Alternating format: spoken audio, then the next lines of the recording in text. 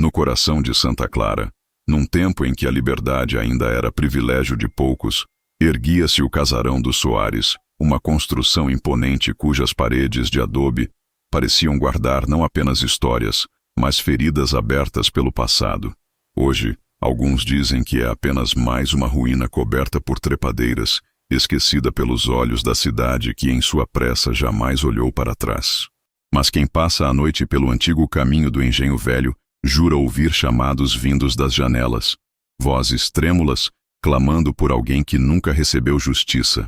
Não é só uma lenda, é o registro real de como Santa Clara foi palco de destinos cortados pela violência, onde até a morte hesita em oferecer descanso e o nome de uma só escrava ecoa entre os mortos.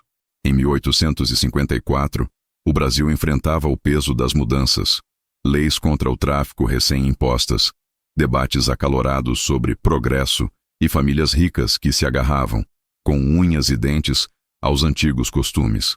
À frente do casarão estava o comendador Álvaro Soares, dono de 3 engenhos de açúcar, homem austero e politicamente influente, cujas decisões marcavam desde a colheita até a vida de cada pessoa sob seu teto.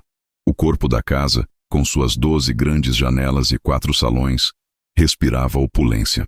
Mas era nos fundos, em construções vizinhas à senzala, que se desenrolava o verdadeiro teatro do sofrimento. Ali viviam quase 120 escravos, homens, mulheres e crianças, vindos de diferentes paragens, reunidos pelo destino das correntes e mantidos sob vigia constante pelo feitor Martinho Ramos, um ex-militar de rosto duro e pouco dado a perdões.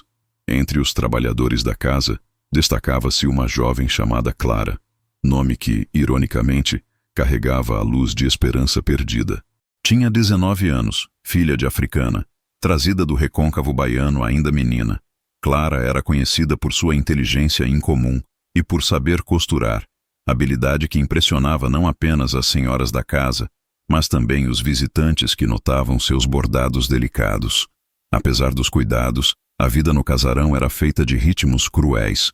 O sino que tocava às 4 da manhã era convite para a rotina exaustiva e a humilhação repetida.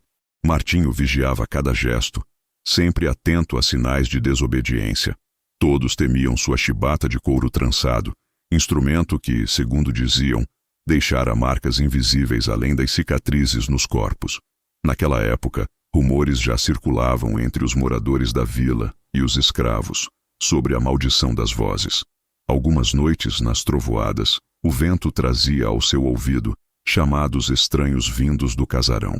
Vozes que pareciam clamar por auxílio, mas sempre mencionando Clara, com um tom suplicante e angustiado. Enquanto o mundo lá fora discutia comércio e processo de abolição, Clara vivia uma existência dupla. Durante o dia, costurava para os donos, orientava as crianças e ajudava nos afazeres. À noite escrevia memórias em pedaços de pano escondidos entre as tábuas do quarto. Sabia ler e escrever de forma rudimentar, graças a um padre velho que outrora visitara o engenho. Em seus escritos, registrava não apenas as dores do cotidiano, mas também os sonhos de liberdade e a inquietação pelas vozes que muitos negavam ouvir. E foi em uma dessas noites que Clara anotou, apressada: "Hoje, as vozes vieram mais forte. Dizem que será meu nome chamado quando chegar a hora." O primeiro ponto de tensão veio com a chegada de uma nova família ao casarão. Os Guimarães, parentes distantes do comendador, vindos do Rio de Janeiro para fugir da febre amarela. Com eles veio uma nova ordem doméstica e desconfianças renovadas. Dona Teresa Guimarães, mulher fina e caridosa aos olhos da cidade, mas autoritária perante a senzala, implicava com qualquer demonstração de autonomia dos escravos.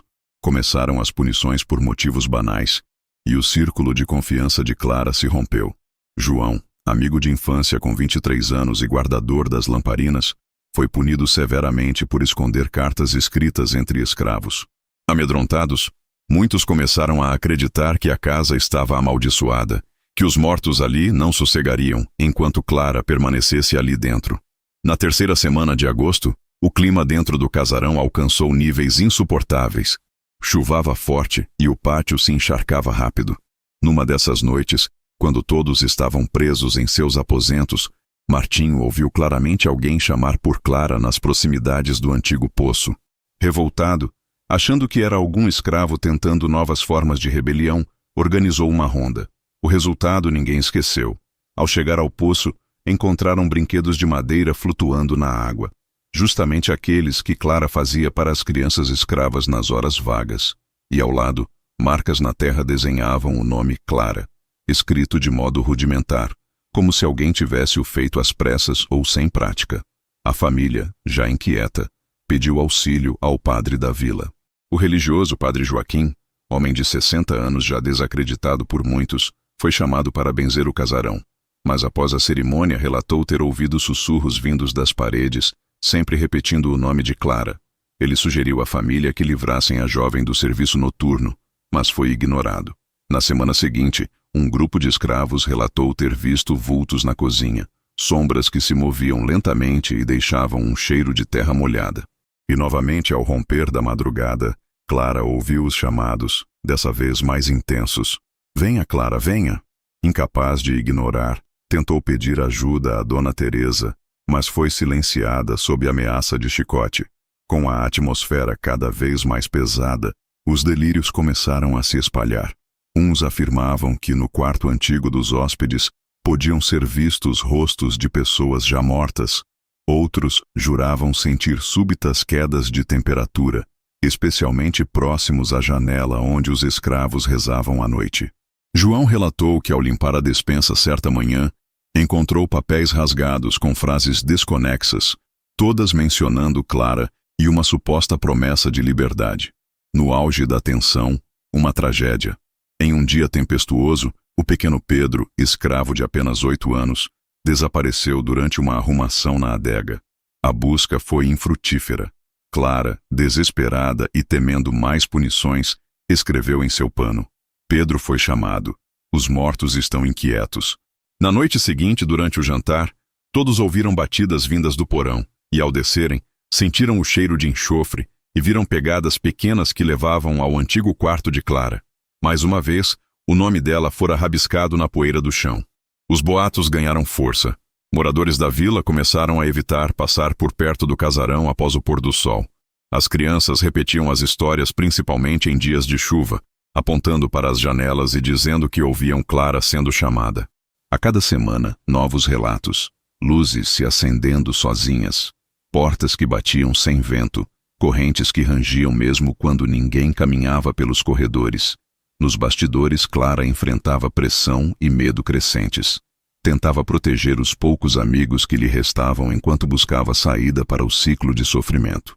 Sob clima de desespero, escreveu sua última mensagem da semana: "Se não tiver justiça aqui, buscarei junto aos que já se foram." E a vila, cada vez mais dividida entre o medo da morte e a busca pela redenção, esperava pelo próximo acontecimento triste do casarão.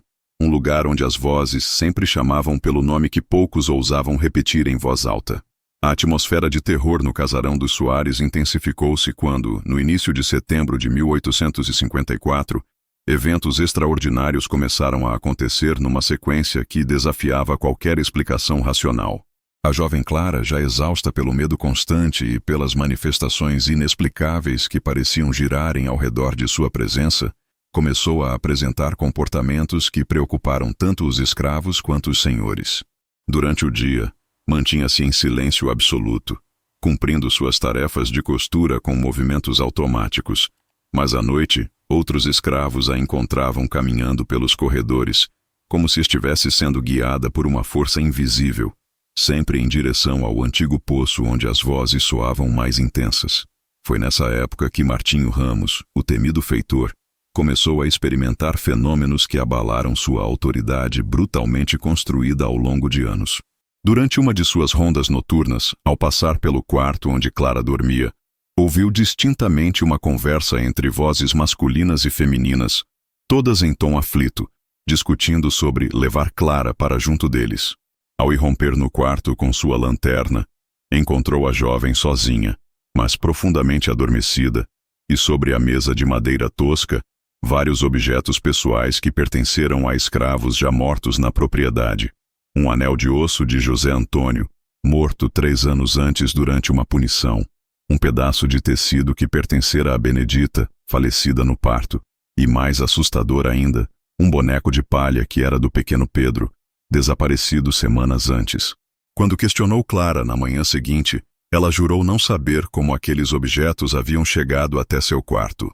O comendador Álvaro Soares, homem pragmático que sempre descartara superstições como fantasias de negros ignorantes, começou a questionar suas próprias convicções quando sua esposa, Dona Eugênia, relatou ter visto pela janela do segundo andar uma procissão de figuras translúcidas caminhando em direção à senzala durante as madrugadas. As figuras, segundo seu relato detalhado, pareciam carregar objetos e sussurravam o nome de Clara repetidamente. Inicialmente, o comendador atribuiu tais visões aos nervos fracos da esposa, mas quando 3 filhos do casal, com idades entre 8 e 14 anos, confirmaram ter presenciado cenas similares, ele começou a se preocupar seriamente com a reputação da família. A situação tornou-se crítica quando Clara começou a receber mensagens escritas que apareciam misteriosamente em seus pertences. Pequenos pedaços de papel com frases como "Sua hora chegou, venha conosco" e "A liberdade está com os mortos" surgiam entre suas roupas, debaixo de seu colchão de palha e até mesmo dentro dos tecidos que costumava bordar. O mais perturbador era que as mensagens estavam escritas com uma caligrafia que ela reconheceu como sendo de Maria das Dores, uma escrava idosa que havia morrido 2 anos antes e que fora sua mentora nos primeiros anos no casarão. Maria das Dores havia ensinado Clara não apenas técnicas de costura, mas também a ler e escrever usando carvão e cascas de árvore como papel. Durante esse período, outros escravos começaram a relatar experiências sobrenaturais relacionadas a Clara. Joaquina, responsável pela cozinha, afirmou que todas as manhãs encontrava a mesa posta para 13 pessoas, número exato de escravos que haviam morrido na propriedade nos últimos 5 anos, com os pratos organizados e pequenas flores silvestres ao lado de cada lugar, como se alguém tivesse preparado uma refeição cerimonial durante a madrugada. Quando questionava Clara sobre isso, a jovem demonstrava genuína surpresa, mas admitia ter sonhos repetitivos onde via todos os escravos mortos reunidos ao redor de uma grande mesa, convidando-a para se juntar a eles numa grande jornada de liberdade. O terror alcançou seu ponto máximo quando, durante uma tempestade particularmente violenta em meados de setembro, Clara desapareceu de seu quarto no meio da noite.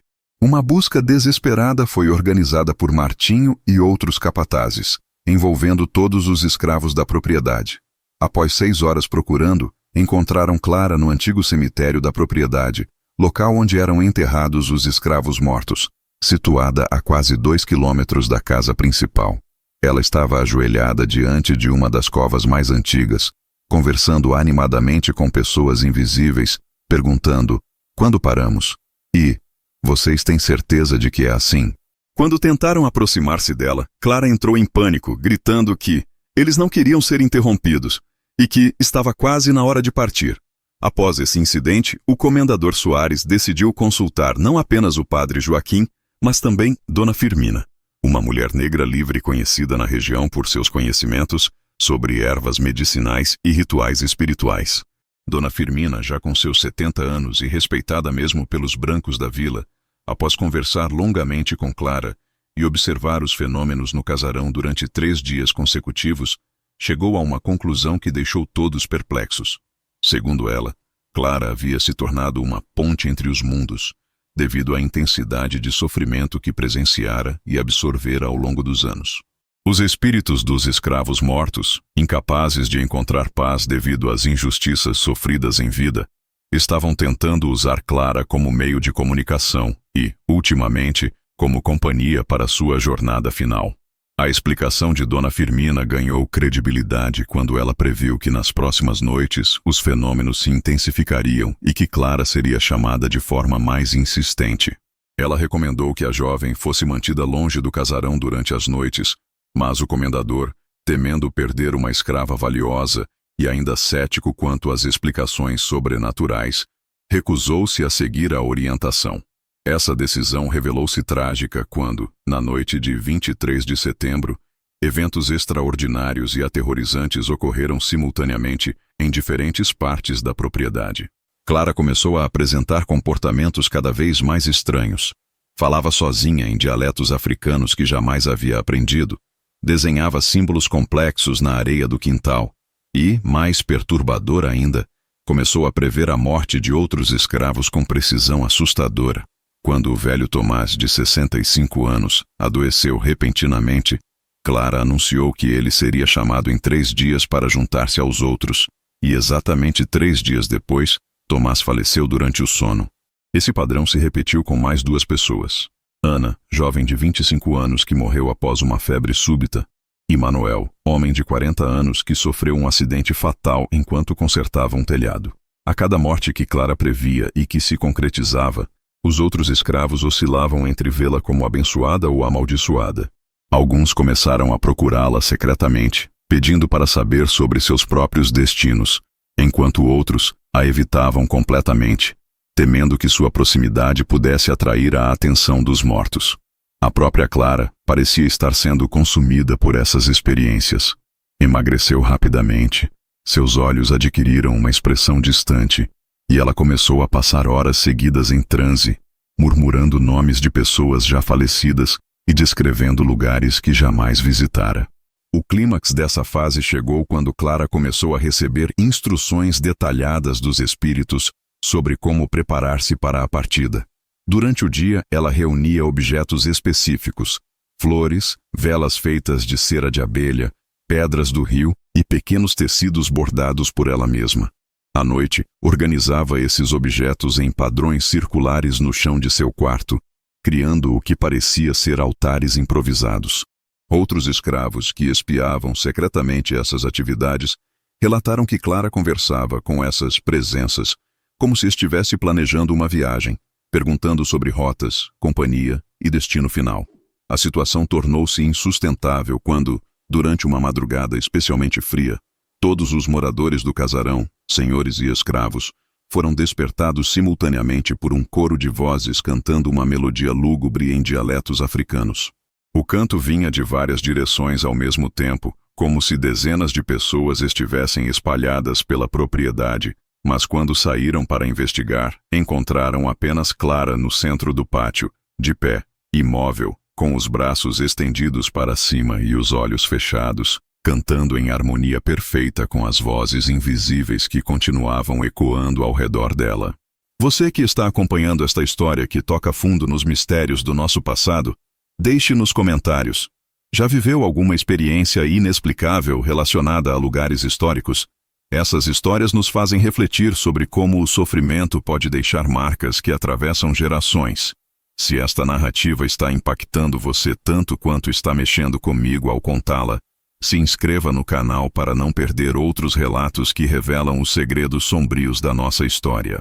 E me diga, você acredita que os mortos podem realmente se comunicar conosco quando há injustiças não resolvidas? Sua opinião é fundamental para mantermos viva a memória de quem foi silenciado pela história oficial. O que aconteceu na madrugada de 24 de setembro de 1854, no Casarão dos Soares, ficou gravado para sempre na memória de Santa Clara como o episódio mais extraordinário e aterrorizante já presenciado na região. Clara, após dias de crescente conexão com as presenças invisíveis, finalmente recebeu o chamado final, que mudaria não apenas seu destino, mas o curso da história daquela propriedade para sempre. Durante aquela noite tempestuosa, com ventos uivando entre as árvores centenárias e chuva batendo furiosamente contra as janelas do casarão, eventos sobrenaturais de proporções inéditas começaram a se manifestar simultaneamente em toda a propriedade. Por volta das 2 horas da manhã, todos os moradores foram despertados por um fenômeno que desafiava qualquer explicação. As portas de todos os cômodos do casarão começaram a se abrir e fechar em sequência rítmica, como se uma multidão invisível estivesse caminhando pelos corredores em procissão solene. O som ecoava por toda a construção. Crack, crack, crack.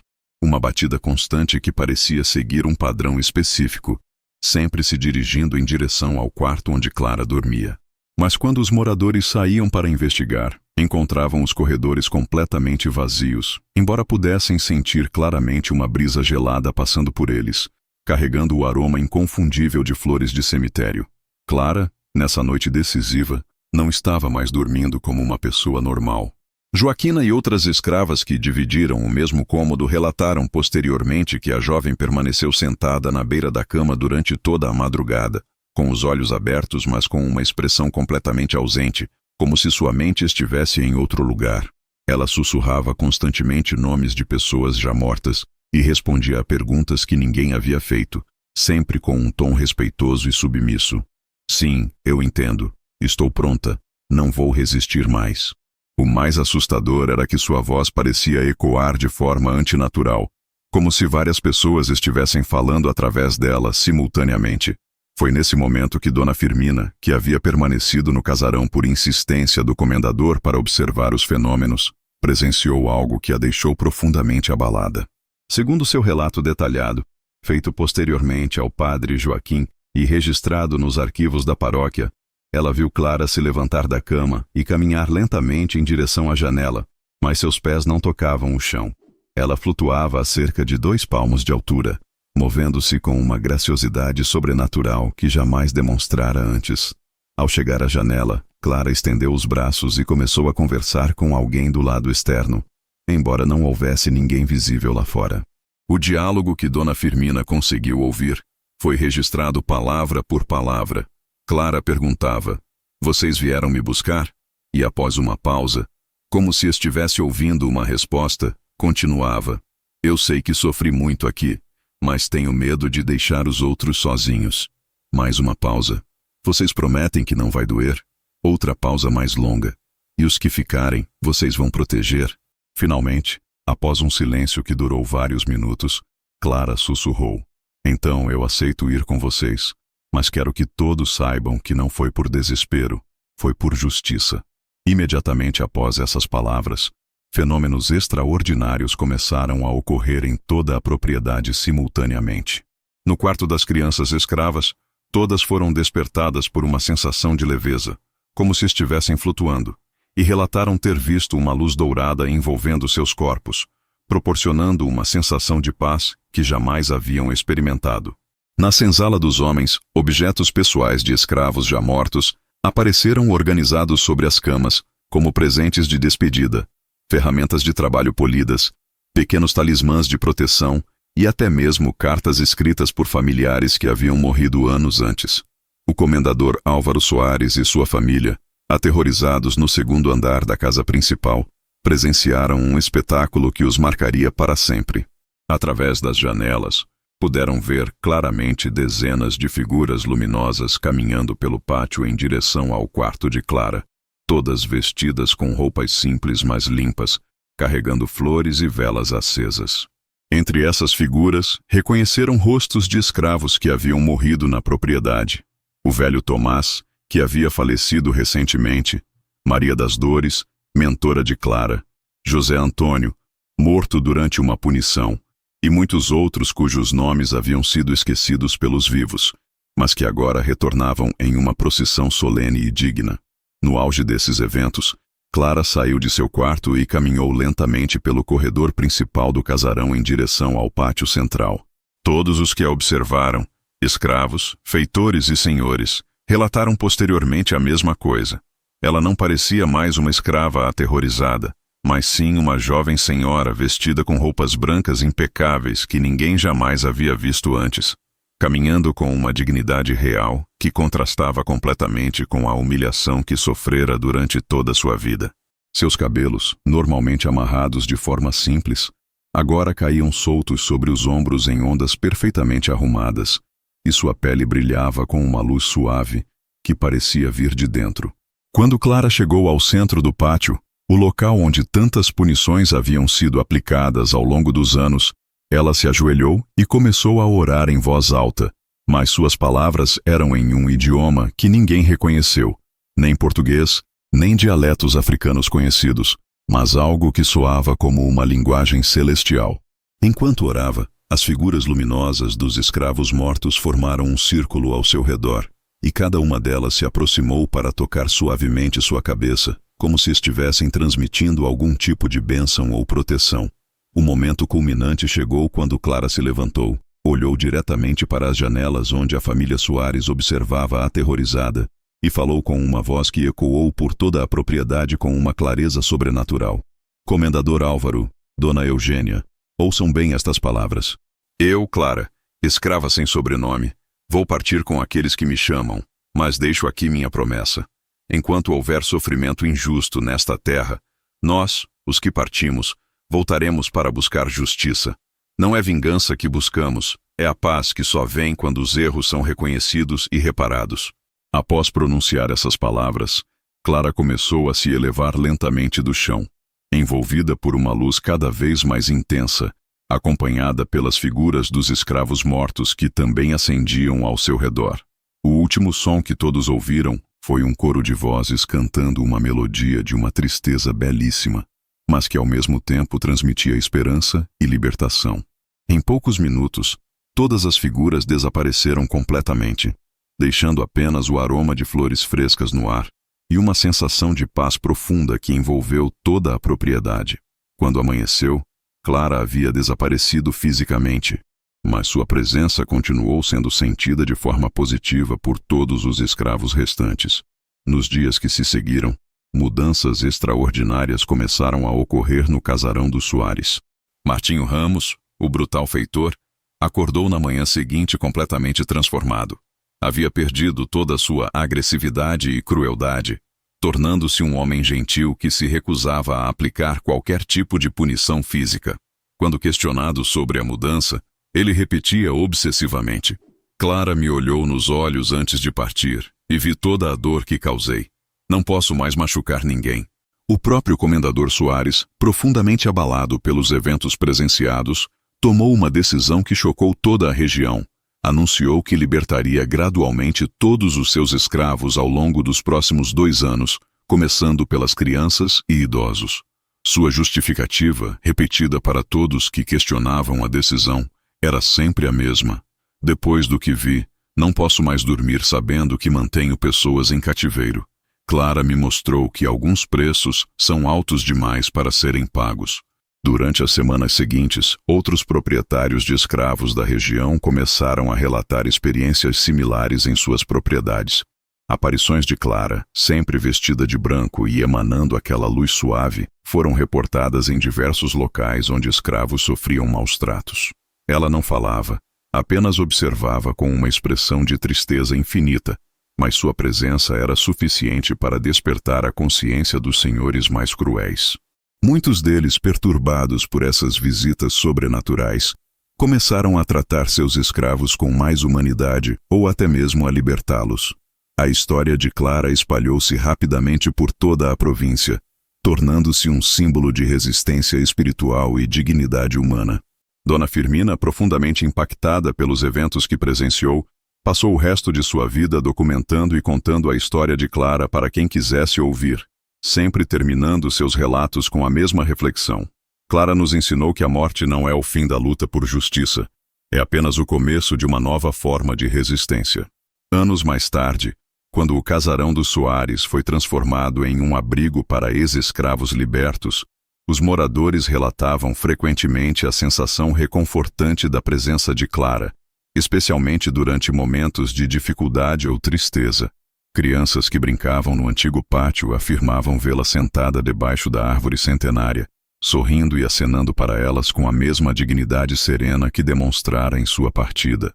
A transformação definitiva da propriedade ocorreu em 1888, quando a Lei Áurea foi assinada. Naquele dia histórico, testemunhas relataram que uma luz dourada envolveu todo o casarão durante o pôr do sol, e o aroma de flores frescas perfumou o ar por horas.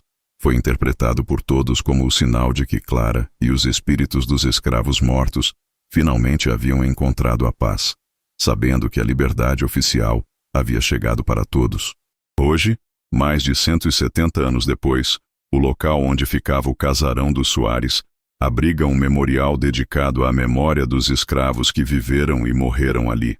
Uma placa de bronze, instalada no centro do antigo pátio, traz gravadas as últimas palavras conhecidas de Clara. Enquanto houver sofrimento injusto nesta terra, nós voltaremos para buscar justiça.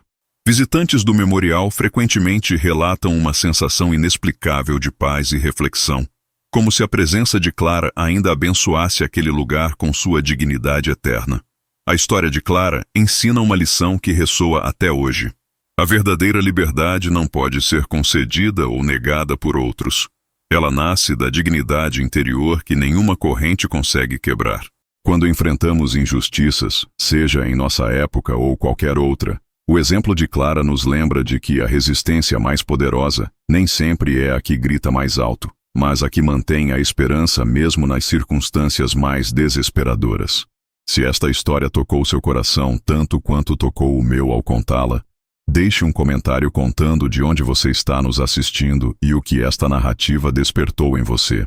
Você acredita que pessoas como Clara, que sofreram injustiças extremas, podem de alguma forma continuar influenciando o mundo mesmo após a morte?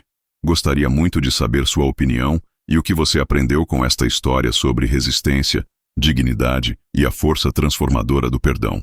Se inscreva no canal para acompanhar outras histórias que revelam como o passado continua moldando nosso presente, sempre com o respeito e a reverência que esses relatos merecem. Sua presença aqui nos ajuda a manter viva a memória daqueles que foram silenciados, mas nunca realmente esquecidos.